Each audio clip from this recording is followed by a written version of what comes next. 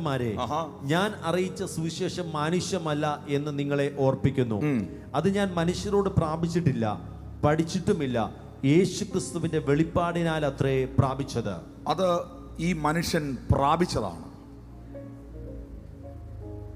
ഞാൻ കർത്താവിൽ നിന്ന് പ്രാപിക്കുകയും നിങ്ങൾക്ക് ഏൽപ്പിക്കുകയും ചെയ്യുന്നത് എന്തെന്നാൽ അങ്ങനൊരു സമൂഹം ഉണ്ടാകണം. നിങ്ങൾക്കറിയാമോ, ഈ വെളിപ്പാടുള്ള മനുഷ്യനെ അഗ്രിപ്പ രാജാവ് മുതൽ എത്രയോ രാജാക്കന്മാർ, എത്രയോ ഈശാനമൂലൻ, എത്രയോ കൊടുങ്കാറ്റുകൾ, എത്രയോ ശക്തികൾ, എത്രയോ വ്യക്തികൾ, മൃഗയുദ്ധത്തിൽ വരെ, സിംഹത്തോടുള്ള മൃഗയുദ്ധത്തിൽ വരെ കടന്നുപോയ മനുഷ്യനാണ് പൗലോസ് അപ്പോസ്തലൻ. ഈടുറ്റ കരുത്തുള്ള 14 ലേഖനങ്ങൾ സഭയ്ക്ക് കൈമാറിയവനാണ് ഈ മനുഷ്യൻ.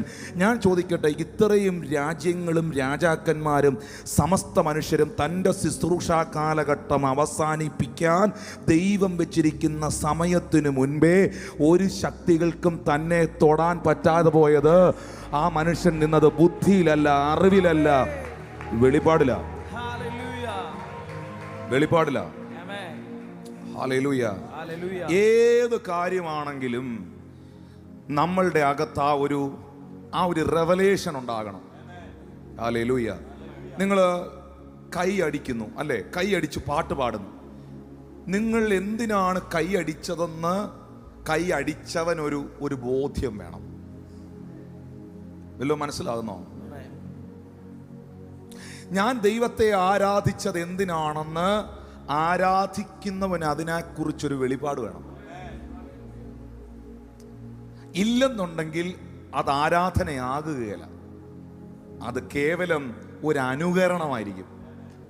ആരാധനയെക്കുറിച്ചുള്ള വെളിപ്പാടുള്ളവർ ഒന്ന് ആരാധിക്കണം. ഞാൻ ദൈവത്തെ ആരാധിക്കുമ്പോൾ എൻ്റെ മുൻപിൽ നിൽക്കുന്ന യേശുവിനെ ഞാൻ കാണുന്നു.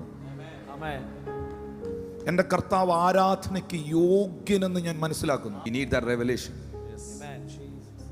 Thank you precious Holy Spirit. കാനാവിലെ കല്യാണ വീട്ടിൽ മറിയം ശുശ്രൂഷകരോട് പറയുകയാണ്, അവൻ നിങ്ങളോട് എന്തെങ്കിലും കൽപ്പിച്ചാൽ നിങ്ങളത് ചെയ്യണം. എന്താ മറിയം അത് പറഞ്ഞതിൻ്റെ കാരണം ആ വീട്ടിൽ നിൽക്കുന്നതിൽ മറിയത്തിന് മാത്രമേ അറിയുള്ളൂ യേശു ആരാന്ന്.